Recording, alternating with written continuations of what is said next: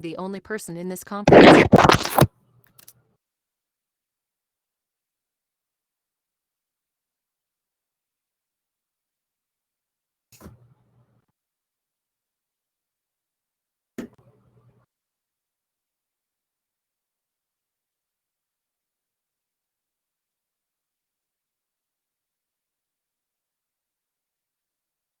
morning, everyone. I see you coming in.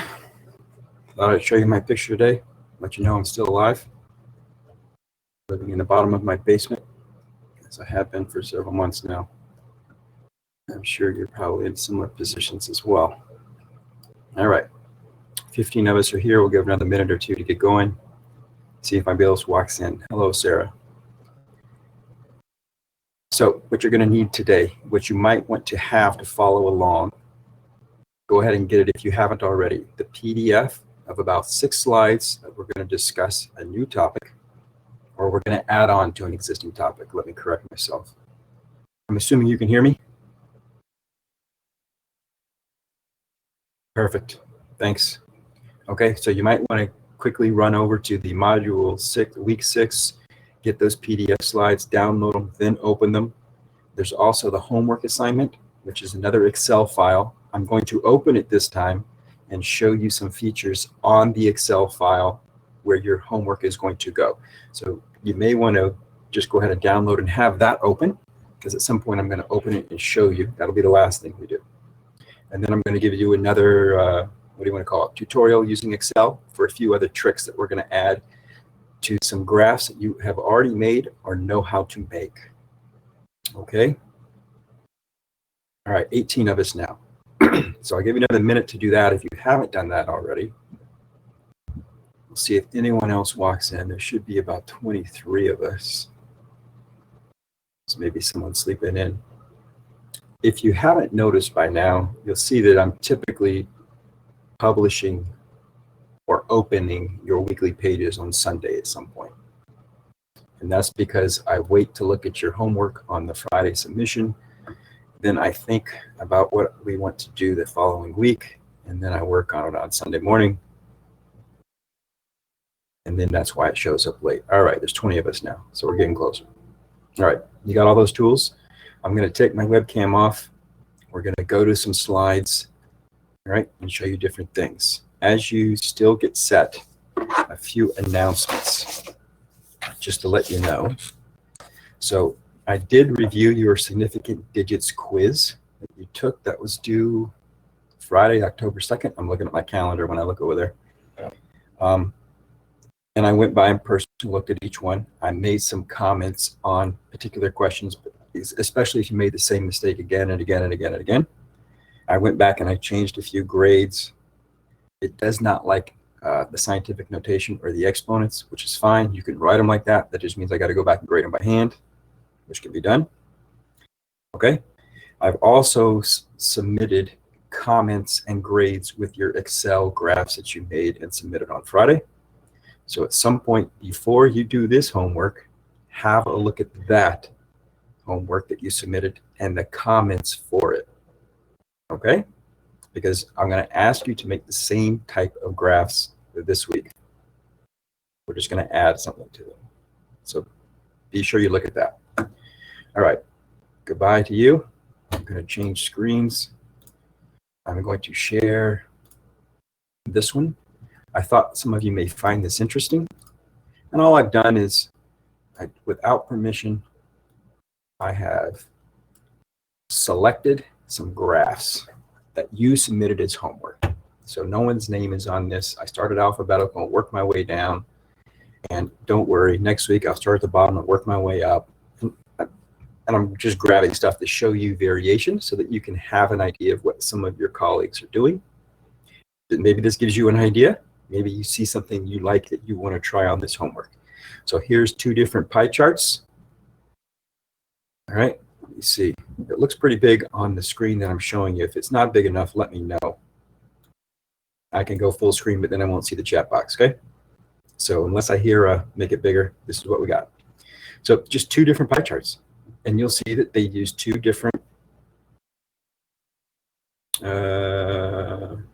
They've used two different styles. I'll come back to your question, Sarah. They're using two different styles. This one is primarily shades of gray. There's a little bit of brick pattern in there. And this one is some variation of some green tint with different patterns. I think either one is easily distinguishable, both if you see color and if you do not see color. Just making it grayscale, make it colorblind accessible, right? Not necessarily. It can be in color. You just want to have some pattern with the color. So there's a couple ways you can do this. You can make it color and add a pattern with the color, or you can make it grayscale and use patterns. That kind of makes sense? And so you've got some options there. And the reason that I'm putting this in your head now is the vast majority of your classes, vast majority of your assignments is, it's probably not going to be an issue. But at some point, as you produce these things and you're doing for other people, someone is not going to be interpreted if you use only color, and particularly if you use reds and greens, which is the most common form of color blindness. Okay, so both of these include a title. It's fine. Hours spent on various activities by rats over a 24-hour period. That's perfect. I probably wouldn't put the word various in there because various activities and activities is still activities. Okay, and so so the only difference that I see here, right, is just two different styles. This one has a key so that you know what the pattern is. This one, the activity is with the piece of pie. Now, this is just one form. I'm going to show you a different form, and this has percentage of the time, and this one has both percentage and the hours. Now, personally, I would not put both the hours and the percentage. I think you only need one. And since this pie chart shows proportions, I would probably go with percentages. Maybe there's a time to put the hours instead of the percentage. You get to make that call when the time is right. But for now, I'm going to try to encourage you to use one of two numbering systems. And the idea here is to keep it simple, right? You have to assume that your reader does not want to read the text, so they have to read that graph, right? They have to read that graph without reading the text and get the message. So here we've got two different styles. This one is all shades of blue. And here we have the key here on the outside. Here we have the key and the pie piece labeled. So I would come here, I would click on that, I would delete the key. And now to me, that's clearer. It's less messy. Okay. And you notice what I just did. I took your graph that you made, I copied it, and I pasted it directly into this PowerPoint. And when I do that, I, of course, can move it around, but I can also edit it right here in PowerPoint. I don't have to go back to the graph. Daily rats activities. Okay? I don't have to go back to the Excel file to edit it and then recopy and paste. I can move things around. In fact, I could do some of the stuff here if I wanted to, right? I'll put a pattern, okay? I don't have to do it in Excel. So that's the nice thing if you're using the Microsoft packages. They interface with each other in this particular context.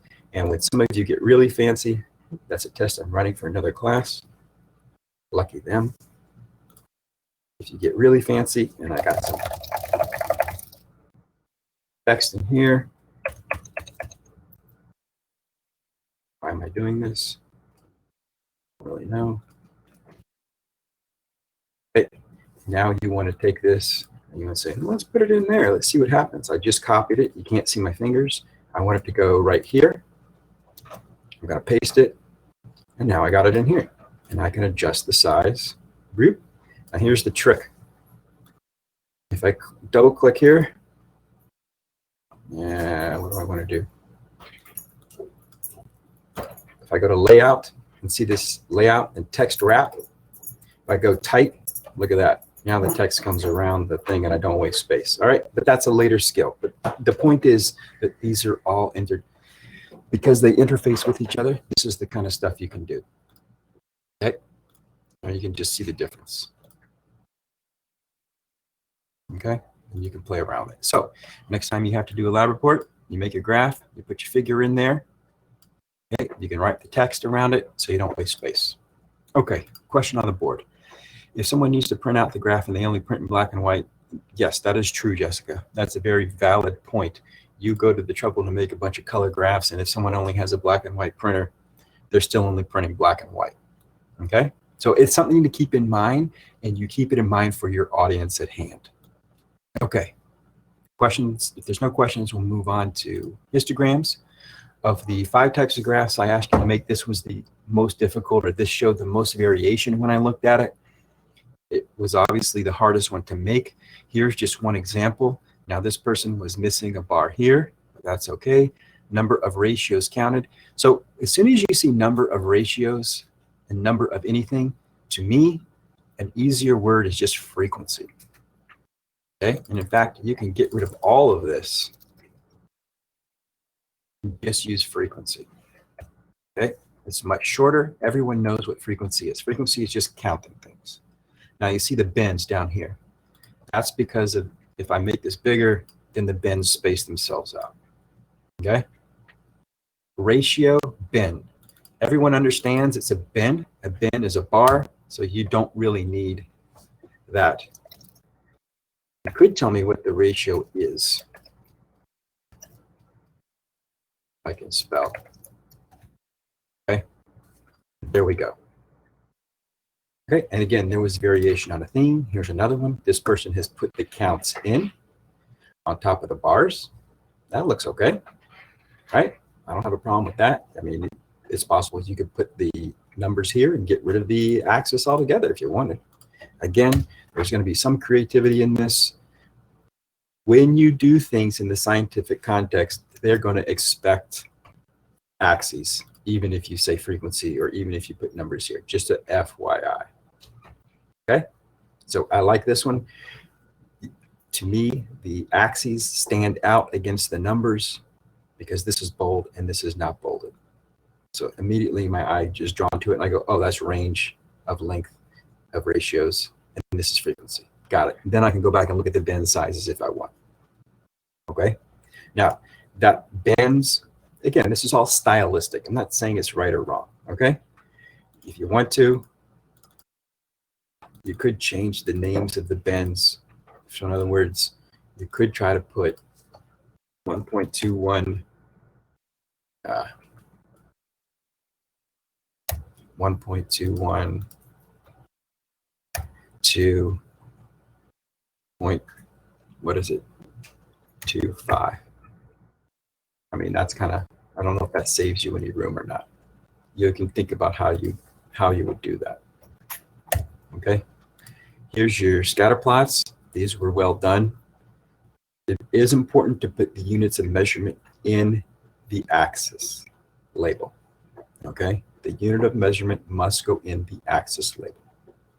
You'll notice that there is no unit of measure. There should not be a unit of measurement here because when you divide a centimeter by a centimeter, you don't have a centimeter, you have a 1, right? So a ratio never has a unit of measurement.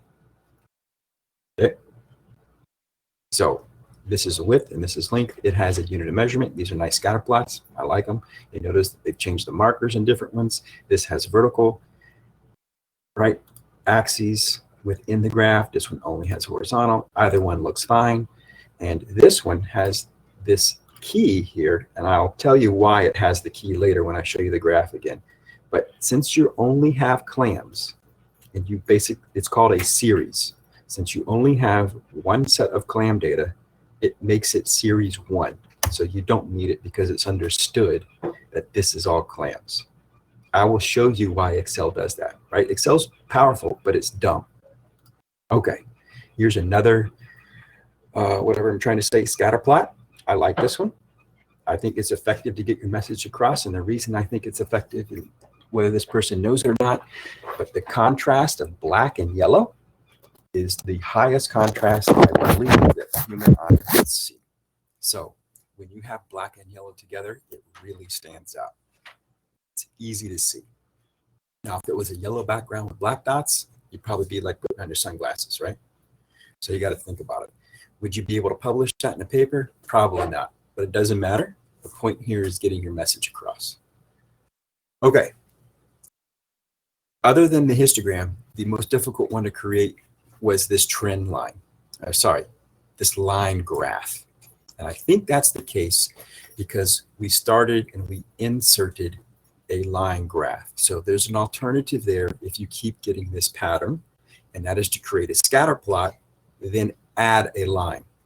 And the line you will add will connect the individual dots. Adding a line in this case is inappropriate, okay?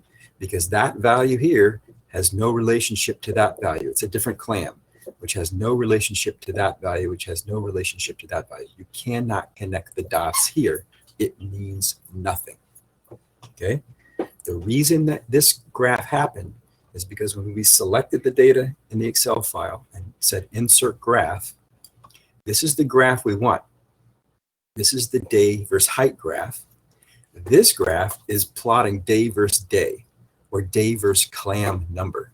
So this is the day, and each dot here represents the clam number. See how it says value 21.7, and it says 0.8, and it says 0.9, and it says 0.10. That's the data number. Right? The shell number has nothing to do with the day or the height. So what you can do is, if this happens, that's okay. Don't get frustrated. Just highlight it and delete it. And now you have the graph that you want.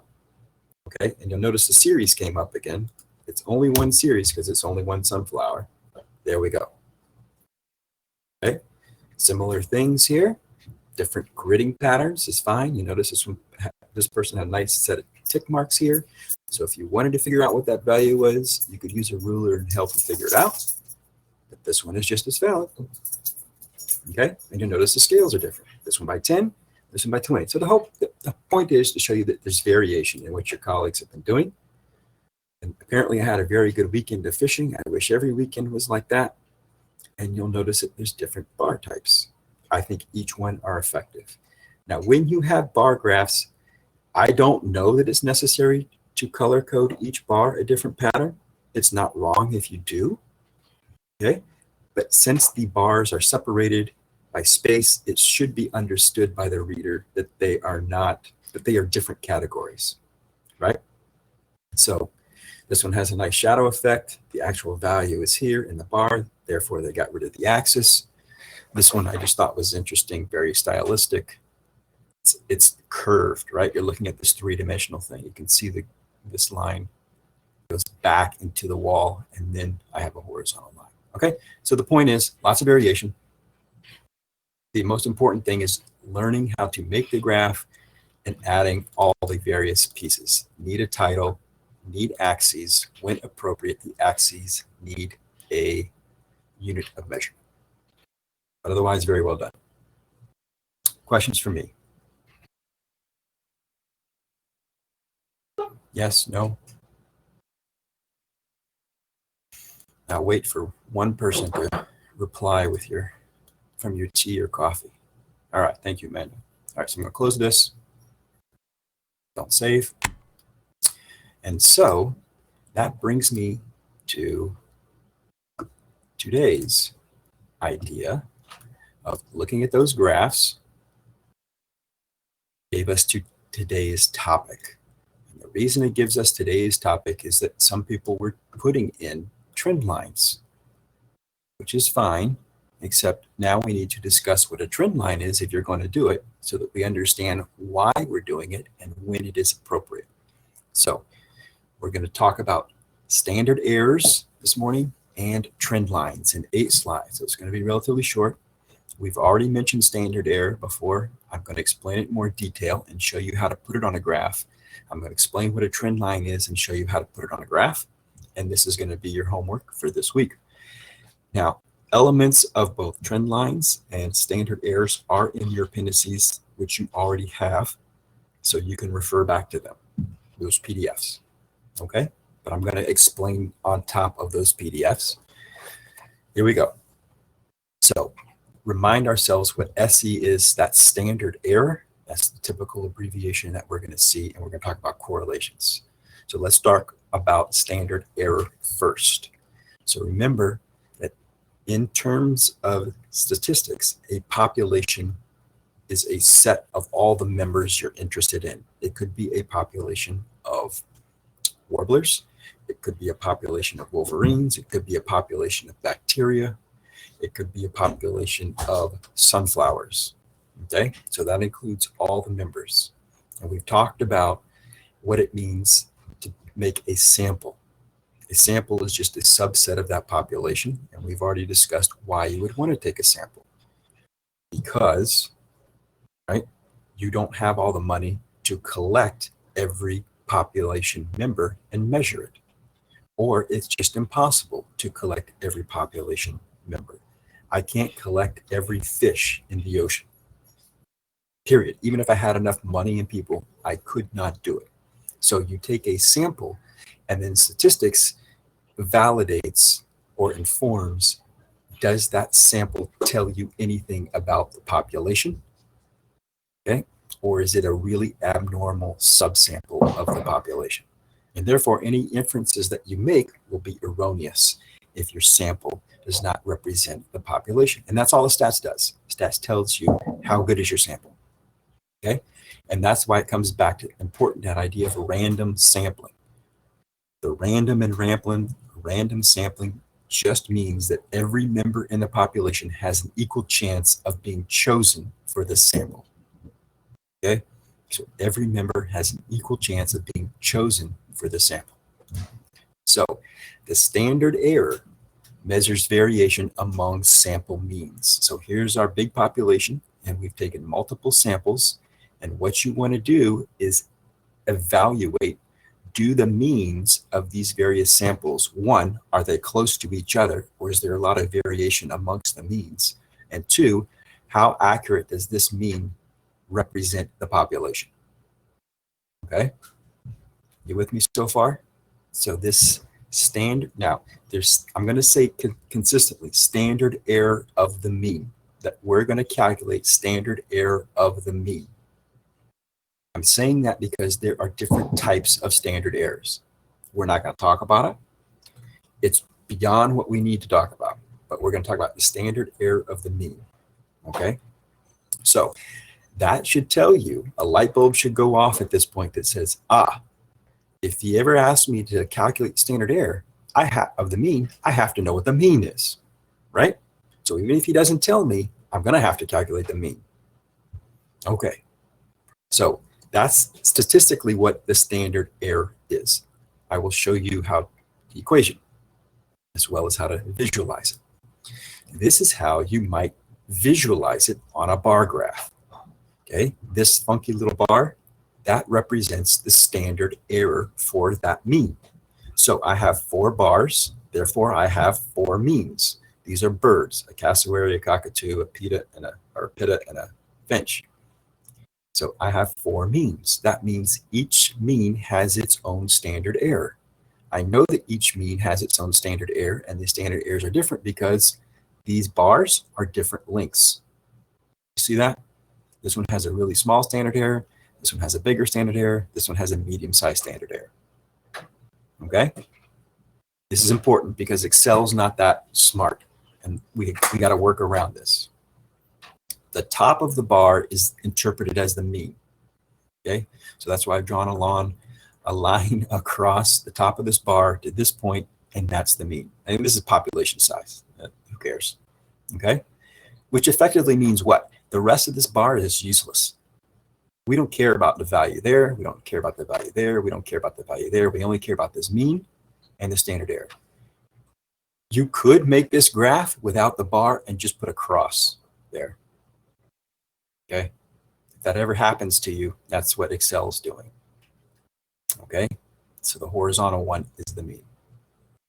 Okay. Is there a question at this point before I move on to how you calculate it?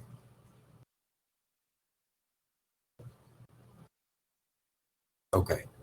As you are learning, the only way to truly appreciate if you know this or not is to do it, which is why I want to give you doing homework every week. Okay? Even if it seems frustrating at times, or you hit a wall and you got to solve your problem, that's okay. You are learning something. Okay? I see people chatting, but the message doesn't appear. So I'm going to slowly move to the next slide, and show you how to calculate it, but I'll keep my eye on the chat box.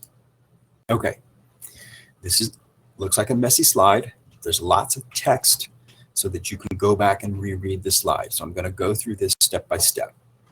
Okay, so the standard error of the mean gives us some estimate of how accurate our mean is, okay, to the population mean. And then, if you've ever heard of a confidence interval around a mean, the standard error is used to calculate the confidence interval. But the first thing you have to know is the standard error. So how do you calculate the standard error? So let's look at this. Okay, we'll look at this box first. This is step one. Raw data. I have 1, 2, 3, 4, 5, 6 data points. Well, and you notice that there's different, significant digits. This is 3, 3, 3. This is 2. This is 3. This is 2. I'm going to assume this is 33.0. In fact, that's the way I want it. Now there are 3 significant digits for every number. So I'm going to calculate the mean of these 6 numbers, and there it is, 61.5. I have 3 significant digits, and I'm going to calculate the standard deviation of these numbers. And I know how to do that in Excel, right? The formula is equal sign STDEV, and then those 6 values. And then we know what N is. N is the count. N is the sample size. Now I can count them by hand. I just count them by hand this time because I can count to 6 on one hand since I got six toes on one foot, right? So that's easy to do. That's a joke. Doesn't really matter if I did anyway. And then I will calculate the standard error of the mean. So this equation for the standard error that I realized I must have deleted off the slide. The equation for the standard error of the mean is equal to the standard deviation divided by the square root of n. So I'll say it again so you can write it down. The standard error of the mean is equal to the standard deviation divided by the square root of n. So I have to calculate these things anyway in order to calculate the standard error of the mean. Okay, so that's step one. That's how you calculate the standard error. Okay, if I want to make a confidence interval, I have to go to step 2. And this is how you calculate the confidence interval. I will tell you what the confidence interval is next. Okay, so how do you calculate the confidence interval? And it's implied around the mean. So I take my mean and I add the standard error to get 71.6. I take the mean and I'm not sure why that's the case. I subtract the standard error. Okay, so make that change in your notes. I take the mean and I add the standard error to get this is called the upper bound. All right, that's bigger than the mean, right? You notice that the mean is in between these 2 values. So I take this mean and add the standard error to get the upper bound. I take the mean, I subtract the standard error, and I get the lower bound. And what that means is I have created a range of sample sizes. I have created a range of means such that if we made additional samples of the population, then 68% of the time, the range, the lower bound and upper bound, would catch the sample mean. So in other words, I took one sample of 6 values, right? And I calculated the mean. By calculating the standard error, I created a confidence interval. And that means if you go and you take a sample size that has 6 values from the population, so you take your own sample, that 68% of the time, if you calculated the mean, it would be bigger than 51 and smaller than 71.6. Okay? And this is called the confidence interval, this range right here. Now, step 3. Rarely do statisticians talk about a 68% confidence interval. They talk about a 95% confidence interval. And that's the way biologists speak as well. So in this case, you take the standard error, you multiply it by 1.96 to get 19.6, and you recalculate the confidence interval to find that 95% of the samples would be, smaller than 81.1, but bigger than 41.9. Okay? So it should be intuitive that if you have a range that captures 68% of the samples and you want to capture 95% of the samples, then this range has to be bigger. And that's exactly what happened, right? The range is bigger. 41 is smaller than 51, 81 is bigger than 71. Okay? Okay. Pause. The last idea here is that because the standard mean has the sample size in the denominator, that means as the denominator gets bigger, what happens to the standard error? It gets smaller, right? So this is just to highlight the importance of sample size. If you double the sample size, in this particular example, to 12, the standard error drops to 6.8 and the confidence interval gets smaller. So in other words, the more samples you take, the closer to the true value of the population you get, which should make sense because you're sampling more of the population. You're collecting more of that variation. Okay, so Leah asked, do you want us to add the standard error line from now on? We'll talk about it when we come to the specific example. Okay, Leah? I'll be very specific. McKenna asks, how did you know it was 68%? How do I know that 68% of the values would fall in this range? That's just what basic stats says. I don't want to, we could work through first principles to show that calculation, but it's not worth it. At this particular point, I want you to accept that if you take the mean and you add or subtract one standard error, that's 68% of the values. If you subtract two standard errors, that's 95% of the values of the means if you took additional samples. Christine asks, how do I know to multiply by 1.96? I only multiply by 1.96 if I want a 95% confidence interval. Okay? So the point is, I'm just telling you how do you get a 95% confidence interval. I'm not going to ask you to ever calculate a 68% confidence interval. No one speaks in that term. Okay? So here's the equation. Standard error equals, in the numerator, I have standard deviation, and then I'm going to divide by the square root of n. Okay?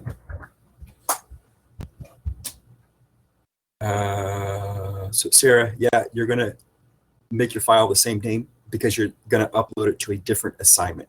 So it won't go to the other assignment. Okay? So a couple of things, good questions. Keep them coming. This is how I know you're thinking and following along. All right, so to remind us, the standard error gives us some idea of how well this sample mean corresponds to the population mean. Got it? I can calculate it using this equation for the mean. I have then calculated the standard error of the mean. Now, this is a completely different application of standard error. I can use the standard error to calculate what is called the confidence interval. If I multiply the standard error by 1.96, okay, and I add it to the mean, and I subtract it from the mean, I get a range. That range is called the confidence interval. In English, that means that the next person who takes a sample of the same size from the population and calculates the mean, 95% of the time, this interval will fall on top of their mean. Okay? Or to say it a different way, only 5% of the time will the mean fall outside that range. Okay? I see a question coming. I will teach you how to put the bar on next. This is just to show you what it looks like. All right, somebody's typing, so we'll give them a chance before we move on to a trend line. So go ahead and ask any questions about standard error.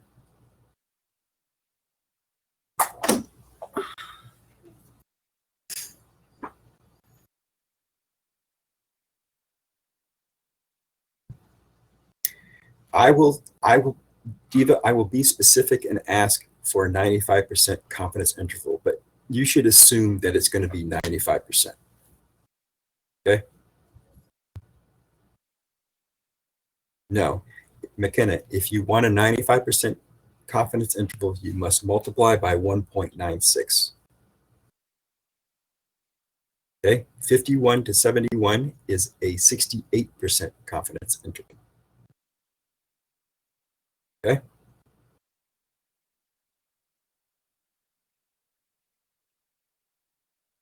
Somebody else is typing, so I'll give them a second here. Got 4 more slides, and then I'll show you the Excel slide. Yes, I will. If I say calculate the 95% confidence interval, then I want you to have it in your head, McKenna, that you're going to that you have to calculate the standard error and then multiply by 1.96 and then add it to the mean and subtract it from the mean to get the range. Okay?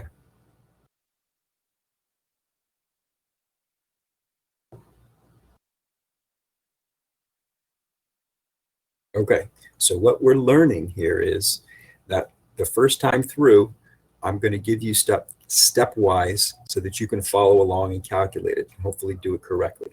As we get further along in the semester, at some point I'm going to say, here's a data set, make me a graph and put this on the graph.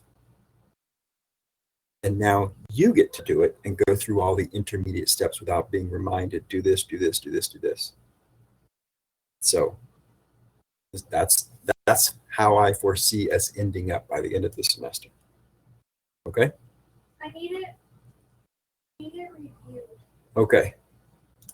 Let's move to a trend Do I have line. to submit it first? Now, a trend line you add to a scatter plot. A trend line is not the connect the dot line in a line graph. Thursday. A line graph connects each individual data point. And typically the way I think about it is line graphs are very good for time intervals. So when time is on the x-axis, it is typically a line graph. Not always, typically. All right, so a scatter plot, remember, is just a series of dots, a series of data points, right? And you plot the scatter plot because it shows you the pattern or the relationship between the x variable and the y variable. And that's all a scatter plot does. But it's a really important step. And I would encourage you to make a scatter plot of your data first thing, even if you're never asked to make a scatter plot, because it's used to visualize your data. As I showed you last week, it's very easy to find outliers if you make a scatter plot. Okay? You cannot see outliers when you look at a table of values. Okay? Now, a trend line is, if you will, the average line through the dots. It is a single line, and it is the average line through the dots. There is a technical definition, which I'm not going to tell you, because we don't need it. But it's the average line through the dots. It minimizes the distance between the line and every data point. Okay, so I could add a trend line like that. Okay, that does not minimize the distance between the line and every dot in the data set. I could put a trend line like that, but that still doesn't minimize the distance. I could put a trend line like that. We're getting closer to a minimum, perhaps. I could put a trend line like this, but that's not going to minimize the distance. Okay? At least in this case, I mean, it's intuitive. Your eye can see that the average line through the data points probably looks something like that, right? That dot is on it, that data point is on it, that data point is touching, that data point is touching. That's a smaller distance, that's a very small distance, et cetera, et cetera, et cetera. Okay, so that's how the Excel actually figures out where to put the trend line. It minimizes the distance between the line and all the dots. Okay, now this particular figure is called a linear relationship because that is a line. All right, surprise, surprise. Those statisticians are clever. Okay, so this is called a linear relationship because this is a line. This is a nonlinear relationship because if I put the line through here, Yes, I could put the line through here, but where does the line go? Does the line go like this? Okay. Or if you look at this, you can actually see that, don't do that. It looks like I should add a line. I should have two lines, right? It looks like I should have two lines because I have two sets of data. If you ever look at your data, at your scatter plot, and this is what you think in your head, then you cannot apply a trend line. And it's even worse over here. I got one set of values there, and I got a different pattern over here. Okay. So this is a very important point. In your scatter plot, you can only summarize the data points. In other words, you can only summarize a relationship if the relationship looks linear. This is not linear because I need two lines. This is not linear because I need two lines. Linear means not only in a line, but one line. Okay? Do not be tempted to add a trend line to this data point, this data set. Will Excel do it? Excel will do it, and it'll be wrong. Right? And so this is where sometimes you've got to step back and ask yourself, just because I can calculate the mean, just because I can add a trend line, does that make sense given the data that I have? Okay? Excel will do exactly what you tell it to do, but it's not smart enough to figure out if it's valid or not. And this is why you must create a scatter plot first. If you do not see something that looks like a linear relationship, do not be tempted to add the trend line. Okay? I know I'm making a big deal of this, but that's the first thing that should go off in your head. Okay? Now, this is what happens when you add a trend line. I took somebody's graph that you made last week. Here's your shell width against shell length, right? And I added the trend line. And you can see when you add the trend line how close it is to these dots. To the dots are data points. I should say data points, right? And so again, this line minimizes the deviations. Deviation is a statistical word for difference. They don't say differences. They talk about deviations. So the line minimizes the differences from each data point and the line. Okay? That is obviously a linear relationship, right? So we feel comfortable adding a trend line. Okay. Now pause. You okay with me to this point? 2 more slides, and then we'll move on. Okay, thank you. Now, that tells us it's a linear relationship. It doesn't tell us anything about the strength of the relationship. In other words, is it a strong relationship? Is it a weak relationship? Is it no relationship? Okay, and so we need a different value to tell us the strength of that relationship. And that statistic is called the correlation coefficient, and Excel calculates this for you. It's called the correlation coefficient, and it's abbreviated as R squared, okay, in Excel. And so a coefficient is a fancy word for a number. It sits in front of another number, okay? For those of you who took algebra, you might remember something called a scalar quantity. That's what it is. Okay.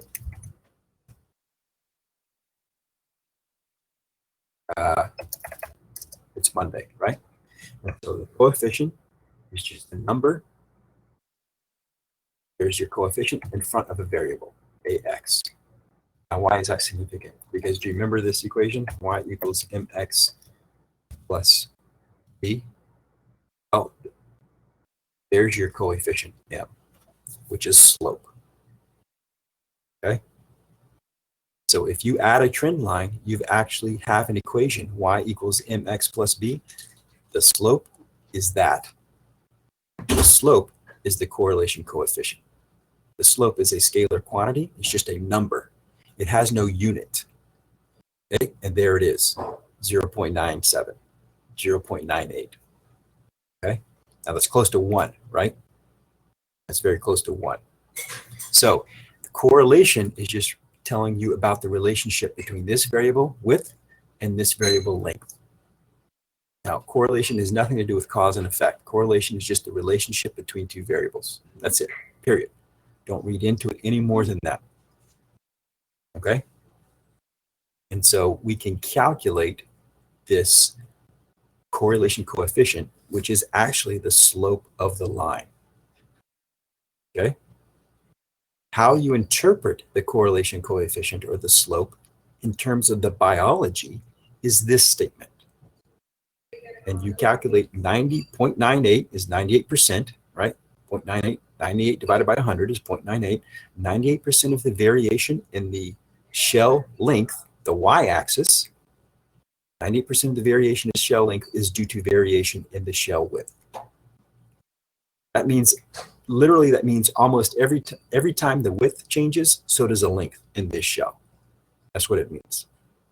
So it says the variation that you see in different lengths is due to the variation that you see in different widths. Okay? And so one thing that we're going to work on is the biological interpretation of stats. I don't care about stats if you can't convert it into what does it mean in biology speak, in biological reference. Okay, so everybody can calculate this using Excel, but what does it actually mean?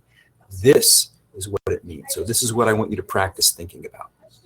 Okay, and you notice it's the y-axis, the y variable first, as explained by the x variable, which is your equation. The y variable first, as explained by the x variable. Okay, I will show you how to do this in Excel. Last slide is just to tell you that there are different types of linear relationships. There are positive relationships in which the slope is positive. So R here is the correlation coefficient. There's your slope, 0.7. There's your slope, 0.3. There's your slope of 0. A slope of 0 means no relationship.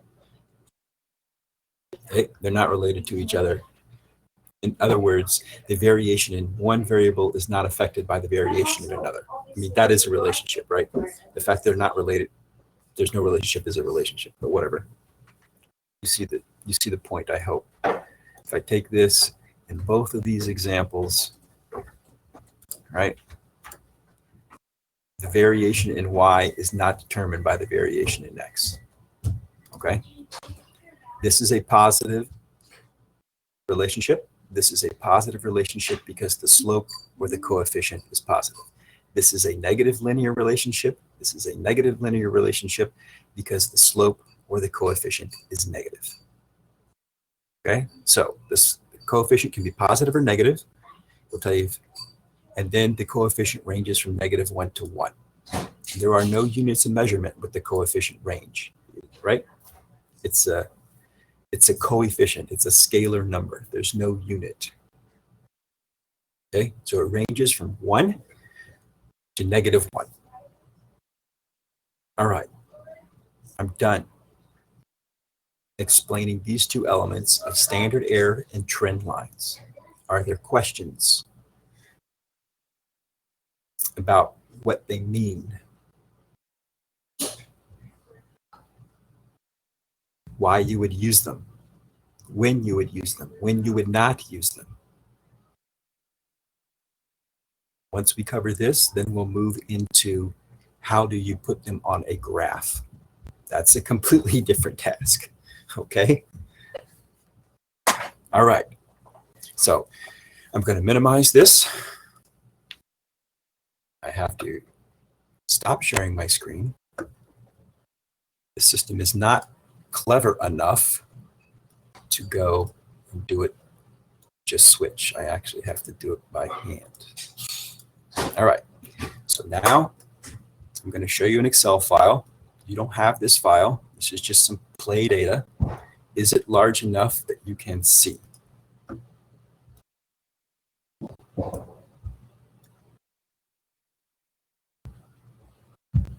I can make it bigger, but then I won't see the chat box, which is fine.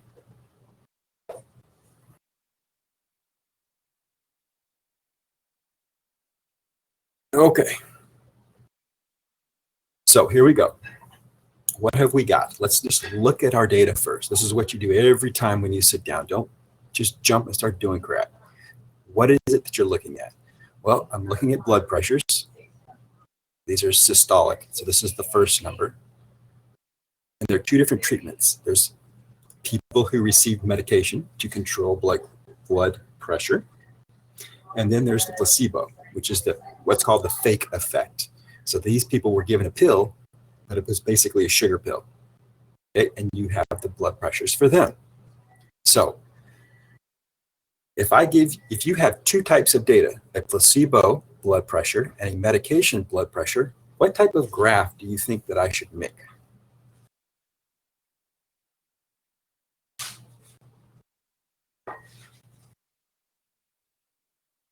Yeah, a bar graph seems reasonable because I have two categories of data, a placebo data and a medication data, and they're not related to each other. Okay, so in other words, even though these values are written side by side, that's not the same person. This was one set of people. This was a different set of people. Okay, so if we're going to make a bar graph and we're going to have categories, I need to calculate the mean of each of these data sets. So let's go down here. Now I'm going to go the long way, okay? Just to remind us. So here's the mean. What can I do with the mean? Well, I want to insert a function. Insert average. It highlights my data. If I don't like the blank cells being highlighted, I can move this, whatever, what do you call this? Flashing light highlighter. Or if I'm happy, I'll hit enter. I've got the mean. Now I calculate the standard deviation. Let's insert more functions. Standard deviation, insert. Now I need to highlight the things that I want to calculate the standard deviation of. Done. There it is. N is count. Count, insert. Value 1 is the range. Done. Done. There it is. Square root of n. Ah, this one is new. So let's look up square root.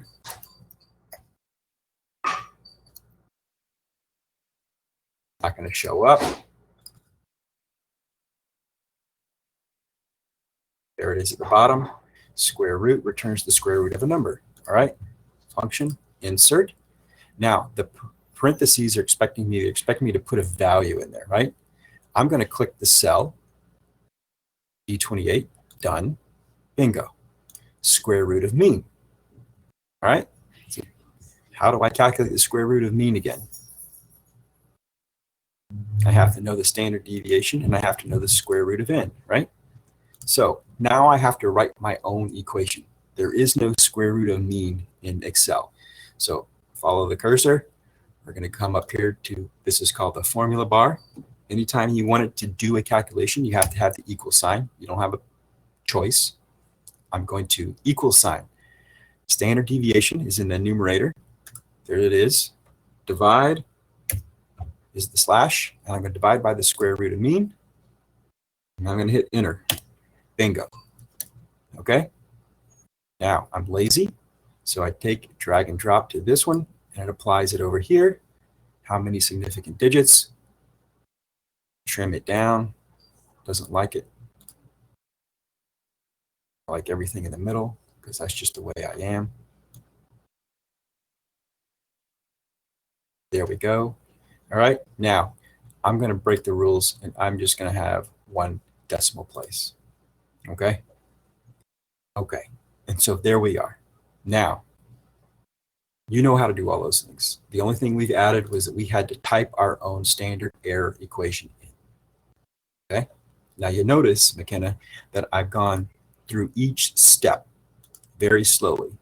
I've taken this n, then I've calculated the square root of n, and then I've made this the equation for standard error mean. And the reason I've done that is because it's very easy then to determine if you made an error later. Okay. If you write one single equation up here, which I'll show you how to do, you can do it. But if you make an error, it's going to be much harder to figure out your error. So my suggestion is going to be, as we learn this process, you make as many columns or as rows as you want to calculate every nuance of a change in the variable so that when you go to make your calculation, the equation is very simple. Okay? Now, how do I make a bar graph? Do I want to graph these values in the bar graph? That makes no sense because I can't plot individual numbers in a single bar column. I want to plot the means. I'm going to highlight the mean, insert my bar graph. There's my bar graph. Now, here's a trick that you just learned with time. You notice how I have 1 and 2? I really want placebo and medication, right? So what happens if I take placebo and medication, I copy it, I paste it there, I get rid of this. Now if I highlight placebo and medication, insert bar graph, bingo. I save myself some time to trying to figure out how to put the x-axis in, okay? You only learn that from getting frustrated and throwing things at your computer after 2 hours, okay? So there we go. Now, all this work, now we want to add some error bars, correct? So there are multiple ways to do this. Here's how I do it. I'm going to click here. All right. So here you see the tabs. Often you're in home. Let's assume you're in home as underlined. I'm going to click this. If I click it again, double click it, you'll notice I'm in chart design. In chart design, over here under add chart elements, look at the various things I can add. If you forget to add an axis, you can add it. You can add the titles, the chart title, blah, blah, blah, blah, blah. Oh, look at this one. This one's called error bars. More error bar options is what you want. And then you get over here, format error bars. So I can adjust the color, the thickness. That will come later. Let's go to here before we add the bars. Now this is tricky. Take notes. Take notes. So how did I get here? I double clicked on the graph, or I clicked on chart design. I went to add chart elements. You notice that I did not select. Actually, let's do it that way. Let's add error bars because it makes sense that we just want to add a standard error bar, right? Okay, there's my error bars. Now I'm going to highlight the bar itself. I'm going to double click it. And all I'm going to do is jack up the size so that you can see this easily. What color is going to show? Orange. Okay, can you see that? Okay. What do you notice about those two error bars? So what I did was I selected standard error bars. Makes complete sense. Why shouldn't I be able to do that? What do you notice about those two error bars?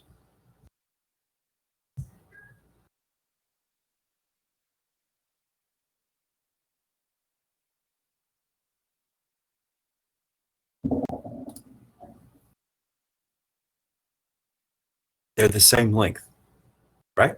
They're the same length. They're the same size. What does your raw data tell you?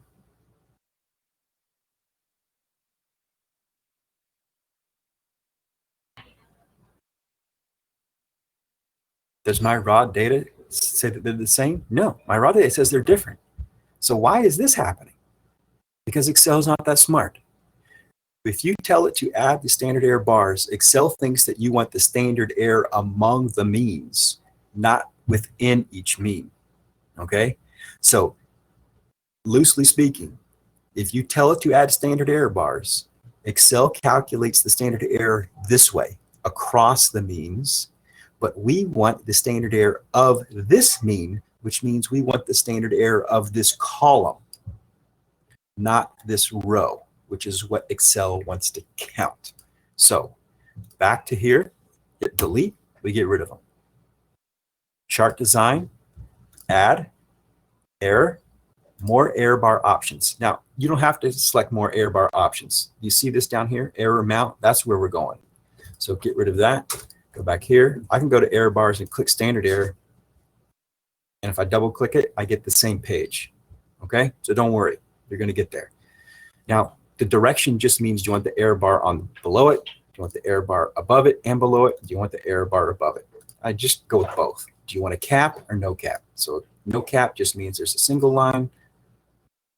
The cap Again, you can play around with this, means that little vertical line. Now here's the trick. You come down here to custom, because we want to customize our errors, and you go specify value. And this is where it doesn't make any sense, but this is what you got to do. Positive error value, you highlight the standard errors of the means. Negative values, you highlight the same row. Okay. Now look. It's very hard to see because of the scale. If I go back to this, go back to, I don't know, did the orange show up for you?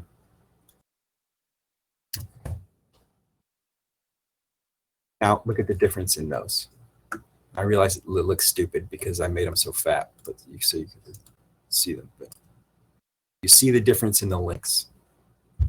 Okay, so that is the trick to adding standard error bars in any graph. If you add the standard error, it will give you the standard error across the means. You want the standard error of each mean individually. So you have to go to this page, select custom, specify value, and you notice it's the same row for negative and positive. That's just so you get a bar above and below the line, okay? And that's it. And that's adding standard error bars to the means in a bar graph. Okay? Any questions before I move on to a scatter plot and trend line? Again, the only way to do this is to sit down and mess around and make 16 mistakes. And I guarantee you, you'll learn more making mistakes than you if everything goes well the first time. So I'll wait for someone to respond if there's a question or not before we move on. We're almost done, folks. Okay, thank you, Amanda. Let's go to scatter plot and trend line. Now, okay, I'm not sure. I'm just assuming you're aware of this. In the bottom right-hand corner here, changes the view, the magnification more or less. Okay, so what we have here is body temperature against heart rate. Okay, so you'll notice that there's probably should be a decimal place in all these. It didn't like it. Excel often leaves them out even when you type it until you tell it to add it back. Got it. Okay, and then body temperature. Okay, now I get frustrated taking this when I'm making a graph and having to go like this because I can't see how far do I go, when do I can't end. So I look at my data set big, and then I go, okay, I want to make a scatter plot. I'm going to make it small again so that I can see everything on the page. Okay, got it all on the page. I'm going to highlight what I want. Insert, scatter, bingo. There we go. Okay, now it's still hard to see, right? So let's jack it up again. This is what I got. Now, I'll show you another trick. Notice how it says Series 1 and Series 2 down here? Obviously, common sense says, what? I only have one series. If this is body temp, right? Then this has to be heart rate. Why is it telling me I have two series? Again, Excel is not that smart. You can either get rid of that or I delete it. It's because of this column in the middle that's blank. So you can highlight the column. You can just go edit, delete. Thank you very much. So if I make it small again, you don't have to do this. I'm just telling you why it's doing this because I just think it's frustrating after a while to understand. If I highlight it again, insert, scatter plot, bingo. Guess what? Look on the x-axis. Do you see series 1? Get rid of this. Do you see series 1 and 2? No, because of that space is gone. Okay. Now, my eyes don't like looking at small numbers on big screens, so I often put spaces between it. I just know that that's going to happen, and I delete it. Okay. All right. So here we go. Here's our graph. Now, I'm not going to go through the time now, but you can go through this. What can you do? That's a lot of wasted white space, right? So you select your axes options, and you say minimum value instead of that. Why don't I just make the minimum value 50? That way I can see the graph, right? Okay. Now, if we're going to add a trend line, what's the first question we've got to ask?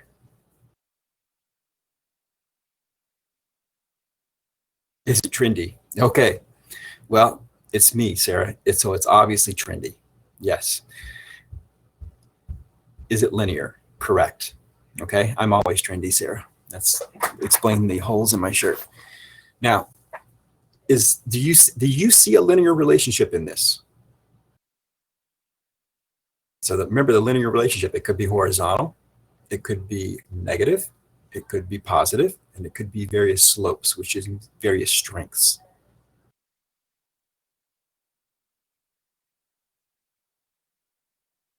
Yeah, it kind of looks positive. I mean, we could argue that there's a slight positive linear relationship, right? I mean, okay, so how do we do this? So again, there's multiple ways to get there. Again, from chart design, add chart element, trend line. Now look at the various options I have. None, linear, exponential, linear forecast, or moving average. So what is the difference between linear and linear forecast that you see on those little icons there? Can you see it? Is it too small? I don't know. Maybe you play around in your own Excel file while we do this. Just make some data up. Forecast is going to go beyond, right? Forecast is exactly that. Forecast is called extrapolation. Okay. That's when you make a prediction based on your data. I don't want you to make a prediction based on the data at this point. I want you to just pick trend line, linear. And there it is. So you'll notice that the trend line begins and ends with my data points. Doesn't extend past them. I double click it because I want to change the shape of the line and the width of the line. Let's make it obvious. 4, I don't know what contrast.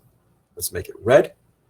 I change this, solid line, dashed line. I don't care, right? It's the message you want to get across to your audience. There you go, nice and obvious. There's my trend line, okay? If I click it again, I'm back over here.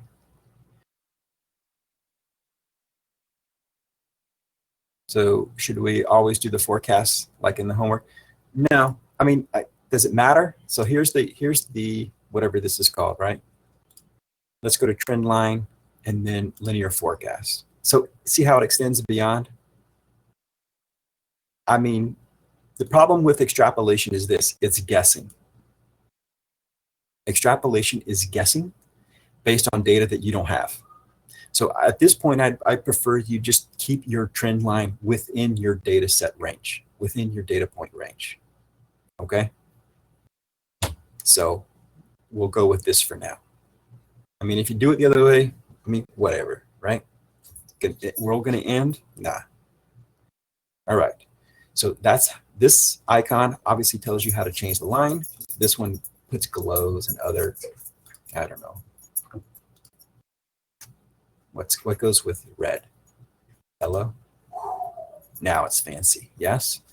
All right, and this one actually is something useful.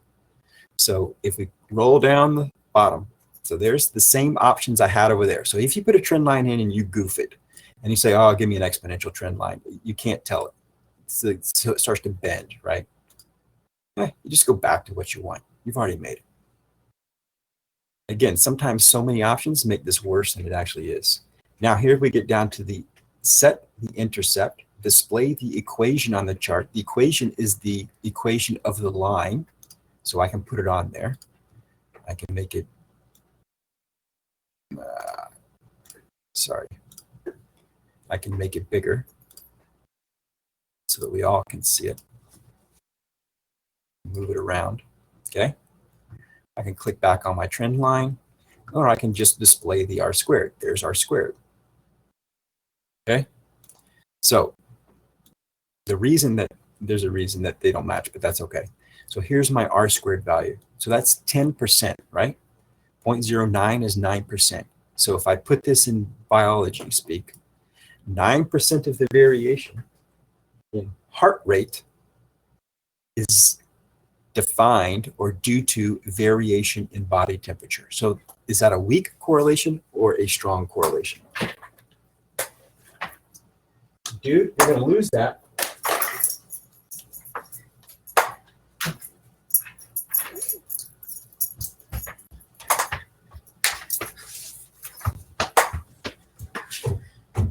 So would you call that a weak correlation or a strong correlation? If it's only 9%. Yeah, weak correlation, right? Weak. So there we go. That's how you add a trend line. Okay? So you got some basic skills there of adding the trend line. More importantly to me is that you understand when to use it and how to interpret it. And the same with the standard error. Anybody can add a standard error bar, but do you know what it means? That is the important part. Do you know how to use it? Okay?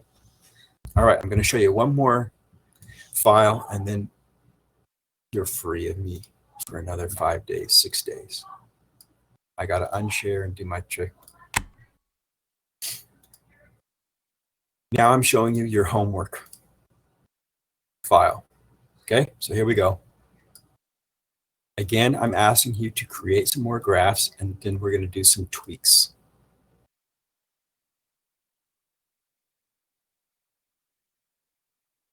Yes, as long as water velocity is the y-axis. Okay, I don't know what that means. Expect adjusted to this data.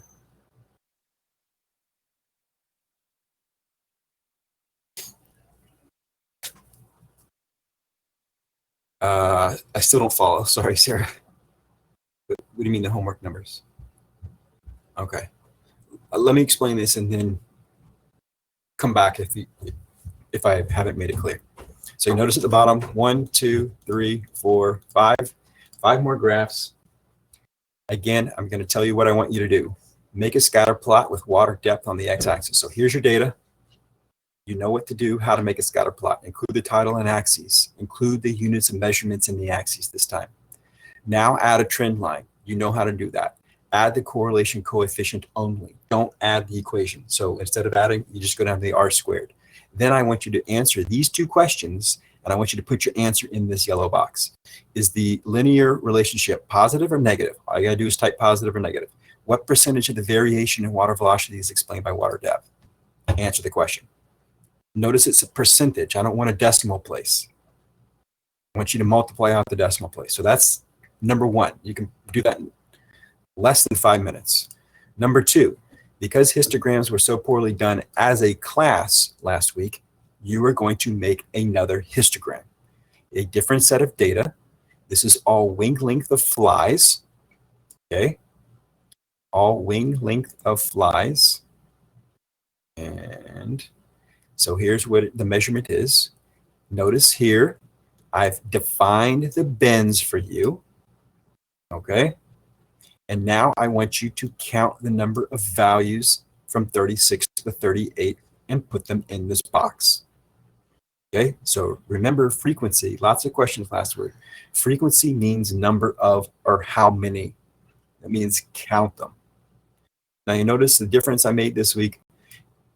And this, some of you saw this, some of you didn't have the problem. When there's a space between there, it's still going to do weird things. So this time, if you just put them side by side, when you do this and you select it, you're going to make a histogram. Now create the histogram, add the title and the proper labels, including units of measurement. Okay?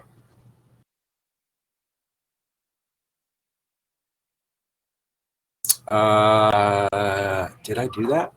But they overlap. No, you shouldn't include them twice. How did I do that?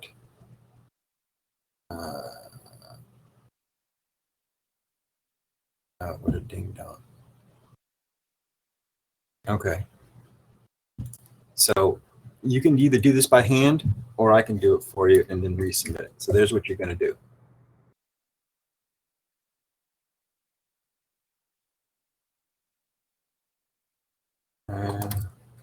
Everyone see what I just did?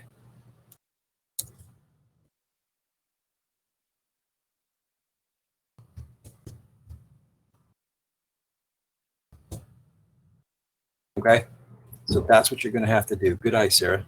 I should just have you create this homework. All right, so you see, Sarah's correct. You can't have the same number in two bins, right? But just intuitively, that's incorrect. There's no way that should happen. So does everyone see what I'm doing right here? I'm having to redefine the last part of the bin as 1.9. I'm picking off a 10. Okay. Now, does everyone feel comfortable doing this on their own, or do you want me to rewrite the data file and then submit it back to you?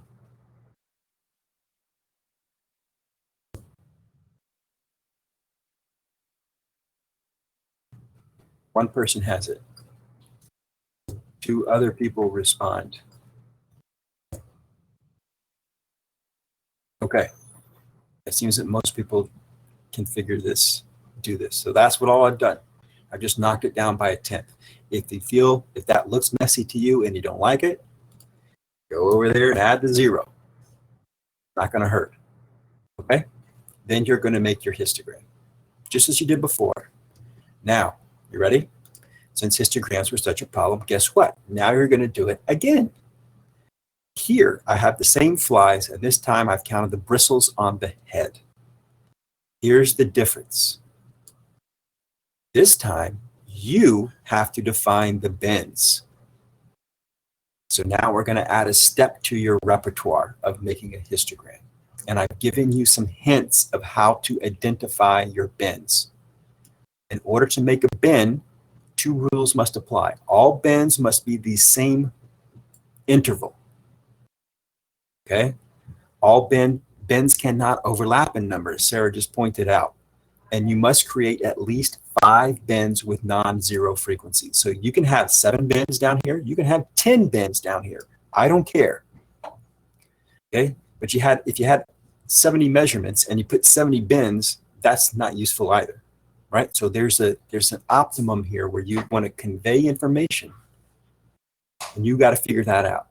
So the rules, all bins must be the same interval. You must create at least 5 bins with non-zero frequencies, and the bins cannot overlap in values. Okay? In order to calculate that, you need to know the minimum value and the maximum value before you even start. So here in the yellow, I'm asking you to calculate the minimum and maximum. You know how to do that using formulas. Okay? And then you're going to make a new histogram. We're just adding a step to your repertoire. Okay? Graph number 4. Again, here's what the data came from in purple. All right? The yellow means I want to see answers in the yellow boxes this time. Here we're counting E. coli, and they've come from different sources: the toilet handle, the doorknob, your cell phone, and a pen. All right, and there's the unit of measurement, densities of cells. And here are the individual estimates. This time I'm asking you to create a bar graph, and now I want you to put standard error bars on it. And I'm drawing this out, McKenna, so that you have to do every step so that you can't get lost. Okay?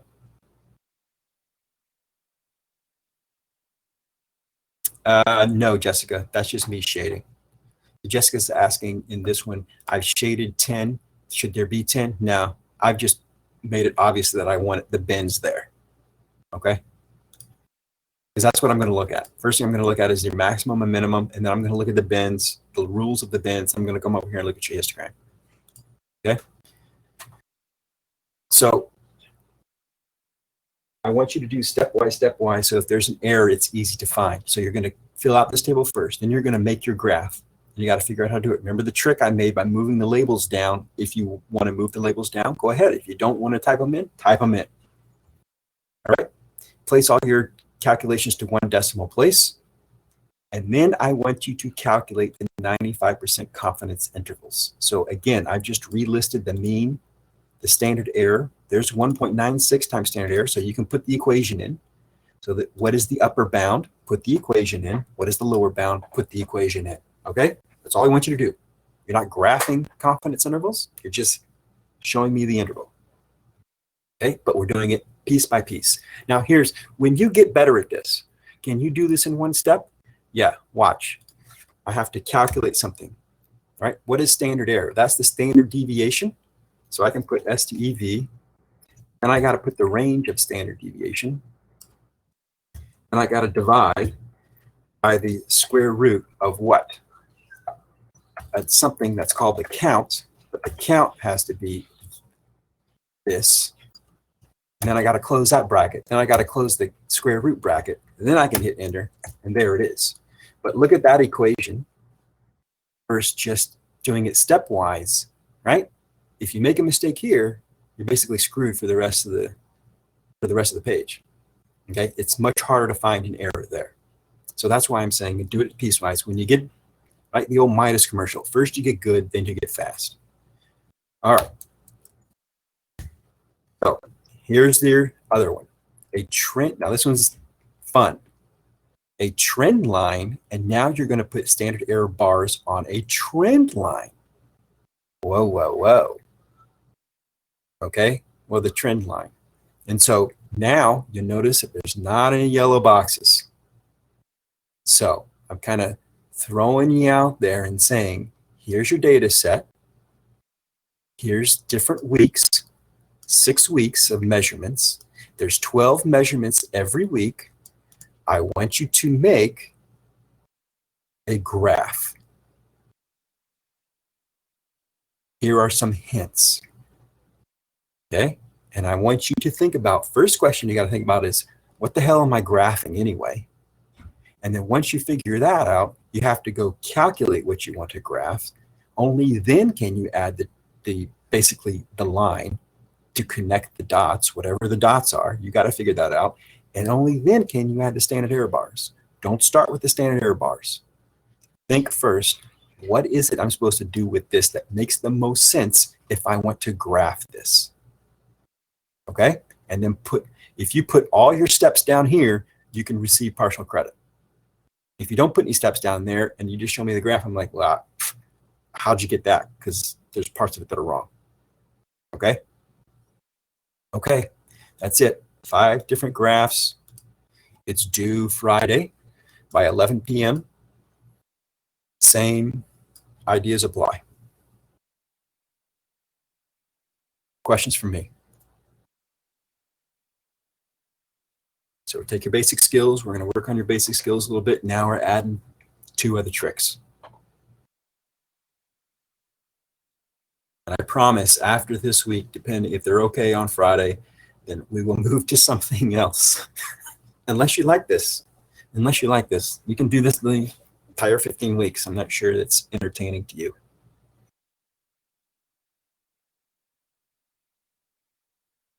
Or I'm not sure if you're feeling like you're learning anything by doing this or getting anything out of this, which you're welcome to comment on as well. All right, so your SimBio, we're going to work up to that. That's what I want to eventually transition into. All right, Diva? Since this is on my mind, and since you just handed in homework on this, I thought we'll spend 1 more week on this.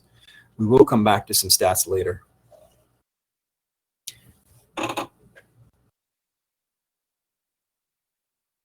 So I'm just kind of waiting for comments. If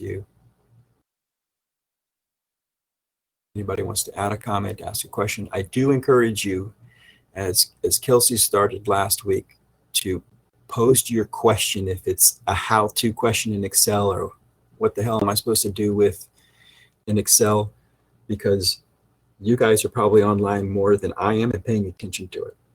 I noticed some of you were checking your course at 2 and 3 in the morning last night. I hope you're sleeping.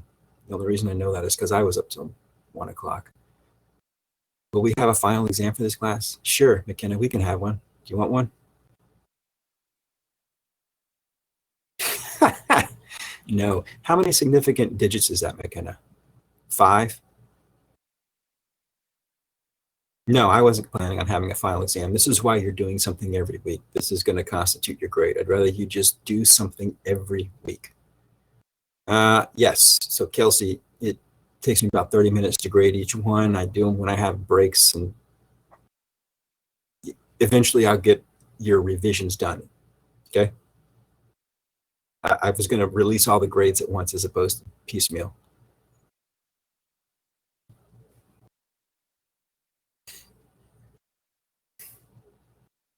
So my thinking was you'd probably be more appreciative of having weekly assignments and we move on as opposed to some final exam. I'd rather you practice it anyway. Okay? All right, that's all I got for you. So you don't have anything to do for the next hour and a half. I bet you could do at least 3 of the 5 questions, 3 of the 5 graphs in the next hour and a half, minimum. Even if you had trouble, ran into trouble, and had to start over for some. So maybe you take that time and do it now. All right? If there's no questions, I'll hang on for another 5 minutes. And if there's not, I don't know, enjoy your sun. Looks like it's somewhat sunny. Did I look out my basement window? For those of you in the 181 class that I teach, your ecology lectures are coming up. You'll have lots of assignments on those to keep you busy. Otherwise, have a great week. Use your discussion board first. Private questions, of course, sent to me. Yes, ciao. You're welcome, Miss Davis.